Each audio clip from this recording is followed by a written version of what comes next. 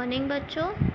आज हम अपने हिंदी का पाठ दूसरा पढ़ेंगे जिसका नाम है हमारे राष्ट्रीय प्रतीक।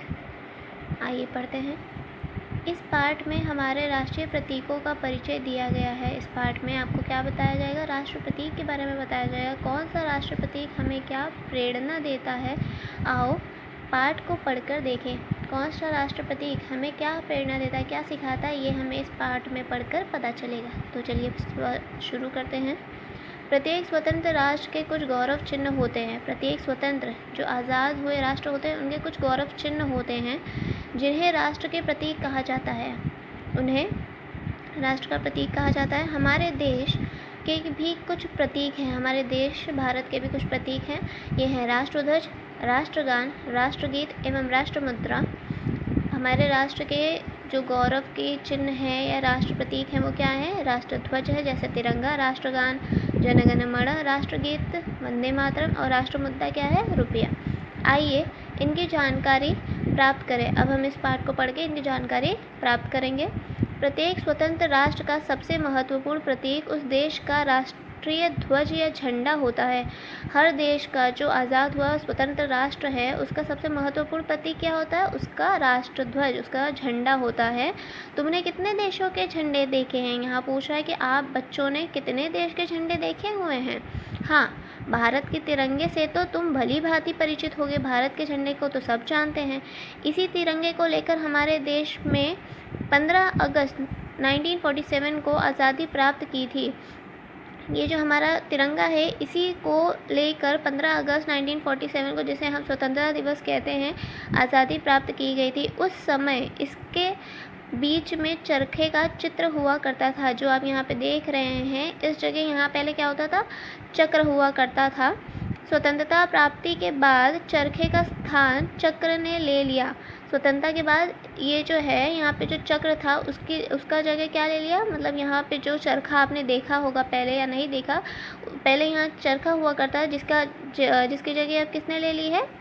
चक्र ने ले ली है। यह चक्र भारत के महान सम्राट अशोक के सारनाथ वाले स्तंभ से लिया गया। ये चक्र कहाँ से लिया गया है? तो चक्र है वो अशोक के सारनाथ स्तंभ से लिया गया है। राष्ट्रध्वज में 3 रंग होते हैं जो हमें अलग अलग संदेश देते हैं। सबसे ऊपर केसरिया रंग हमें त्याग, बलिदान और वीरता का संदेश देता है। राष्ट्रध्वज में 3 रंग होते हैं। सबसे पहला कौन सा है? केसरिया है जो हमें त्याग, बलिदान और वीरता का संदेश देता है। बीच का सफ़ेद रंग शांति, सत्य और स्वच्छता का बीच का सफ़ेद रंग हमें शांति, सत्य और स्वच्छता का संदेश देता है। सबसे नीचे का हरा रंग हमें खुशहाली का संदेश देता है। सबसे नीचे का हरा रंग हमें कौन सा संदेश देता है? खुशहाली का संदेश देता है। बीच में चक्र जिसमें 24 तिलियां हैं हमें दिन रात परिश्रम करने की प्रेरणा देते हैं। बीच में जो चक्र बना है उसमें 24 तिलियां होती है जो हमें दिन रात परिश्रम करने की प्रेरणा देती है। राष्ट्रध्वज स्वतंत्रता दिवस, गणतंत्र दिवस, गांधी जयंती तथा अब विशेष समारोह में भी फहराया जाता है। ये जो राष्ट्रध्वज है ये कब फहराया जाता है? स्वतंत्रता दिवस पर, गणतंत्र दिवस पर, गांधी जयंती और विशेष समारोह में फहराया जाता है। हमें राष्ट्रध्वज का सम्मान करना चाहिए और जब ये फहराया जाए उस समय सावधान की मुद्रा में खड़े हो जाना चाहिए। जब ये फहराया जाता है, जब हमारा राष्ट्रध्वज फहराया जाता है, हमें किस तरह खड़ा होना है? सावधान की मुद्रा में खड़ा होना चाहिए। आगे देखिए, हमारे राष्ट्र का दूसरा प्रतीक है राष्ट्रगान। हमारे राष्ट्र का दूसरा प्रतीक क्या है? राष्ट्रगान है। पहला आपने देखा राष्ट्रध्वज है, दूसरा राष्ट्रगान है। जन गण मन हमारा राष्ट्रगान है। राष्ट्रगान क्या है हमारा? जन गण मन है। हमारे राष्ट्रगान की रचना भारत के प्रसिद्ध कवि एवं विद्वान रविंद्रनाथ टैगोर ने दिसंबर 1911 में की थी। तो हमारे राष्ट्रगान की किसने रचना की थी? रविंद्रनाथ टैगोर जी ने की थी। कब की थी? दिसंबर 1911 में की थी। 24 जनवरी 1950 को हमारी सरकार ने इसे राष्ट्रगान के रूप में स्वीकृत किया। हमारा राष्ट्रगान इस प्रकार है। तो 24 जनवरी 1950 को सरकार ने क्या किया? राष्ट्रगान को स्वीकार किया। चलिए अब राष्ट्रगान देखते हैं किस प्रकार है। जन गण मन अधिनायक जय हे, भारत भाग्य विधाता, पंजाब सिंध गुजरात मराठा द्राविड़ उत्कल बंग, विंध्य हिमाचल यमुना गंगा, उच्छल जलधि तरंग, तव शुभ नामे जागे, तव शुभ आशीष मांगे, गाहे तव जय गाथा, जन गण मंगल दायक जय हे भारत भाग्य विधाता, जय हे जय हे जय हे जय जय जय जय हे। वंदे मातरम को भी भारत ने जन गण मन की तरह राष्ट्रीय गीत का सम्मान दिया। तो हमारा राष्ट्रगीत क्या है? वंदे मातरम। वंदे मातरम की रचना बंगाल के प्रसिद्ध विद्वान श्री बंकिम चंद्र चटर्जी ने 1874 एशिया में की थी। तो हमारे राष्ट्रगीत जो वंदे मातरम, इसकी रचना किसने की थी? बंगाल के बंकिम चंद्र चटर्जी ने की थी। और कब की थी? 1874 में की थी। उनके उपन्यास आनंद मठ में प्रकाशित हुआ था। ये कहाँ प्रकाशित हुआ था? उपन्यास आनंद मठ में प्रकाशित हुआ था। राष्ट्रगीत को पहली बार 1896 में भारतीय राष्ट्रीय कांग्रेस के कलकत्ता अधिवेशन में गाया गया। तो आपसे पूछेंगे कब गाया गया था हमारा राष्ट्रगीत? तो ये गाया गया था भारतीय राष्ट्रीय कांग्रेस के कलकत्ता अधिवेशन में गाया गया था। आइए देखिए पन्ना पलटते हुए।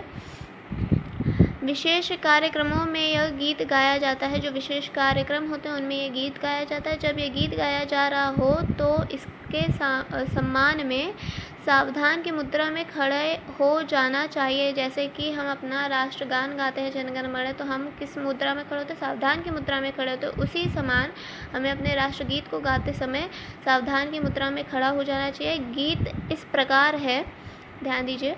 वंदे मातरम सुजलम सुफलम मलयज शीतलम शस्त श्यामलम मातरम शुभ्रज्योत्स्ना पुलकितयामिनी फुलकुसुमित द्रुमदल शोभिनीं सुहासिनीं सुमधुरभाषिणीं सुखदां वरदां मातरम वंदे मातरम।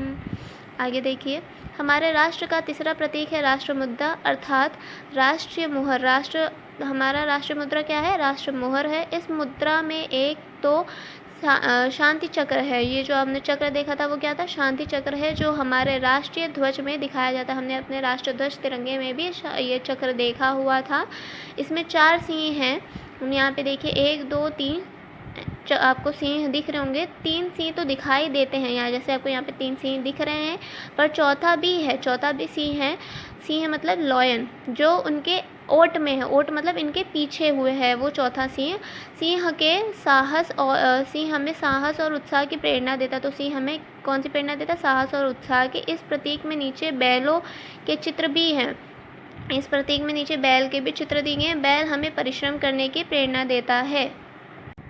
यह प्रतीक भारत के महान सम्राट अशोक के सारनाथ वाले अशोक स्तंभ से लिया गया है। तो ये जो हमारा प्रतीक है, हमारा राष्ट्र मुद्रा है, वो कहाँ से लिया गया? अशोक के सारनाथ वाले अशोक स्तंभ से लिया गया है। इस राष्ट्रीय प्रतीकों के अतिरिक्त हमारे देश का राष्ट्रीय पुष्प, राष्ट्रीय पशु एवं राष्ट्रीय पक्षी भी है। तो इन राष्ट्रगीत, राष्ट्रगान और राष्ट्रध्वज के अलावा हमारा और भी राष्ट्रीय पुष्प, राष्ट्रीय पशु और राष्ट्रीय पक्षी भी हमारा राष्ट्रीय प्रतीक है। कमल हमारा राष्ट्रीय पुष्प है। देख रहे हैं आप, मैंने इसमें आंसर भी मार्क किया है। तो ये बहुत ही इम्पोर्टेंट आंसर है, आपको याद करना होगा। कमल हमारा राष्ट्रीय पुष्प है। कमल निर्मलता और पवित्रता का प्रतीक है। तो निर्मलता और पवित्रता का प्रतीक कौन है? कमल है, जो हमारा राष्ट्रीय पुष्प है। मोर हमारा राष्ट्रीय पक्षी। तो हमारा राष्ट्रीय पक्षी क्या है? मोर है, जो देश विदेश में अपनी सुंदरता के लिए प्रसिद्ध है। तो मोर किस लिए प्रसिद्ध है? अपनी सुंदरता के लिए प्रसिद्ध है। बाघ हमारा राष्ट्रीय पशु है। तो हमारा राष्ट्रीय पशु क्या है? बाघ है। बाघ मतलब लायन है, सॉरी टाइगर है। ये हमें साहस, दृढ़ता और वीरता का संदेश देता है। तो बाघ हमें किसका संदेश देता है? साहस, दृढ़ता और वीरता का संदेश देता है। इसी तरह हमारा ये पाठ समाप्त होता है।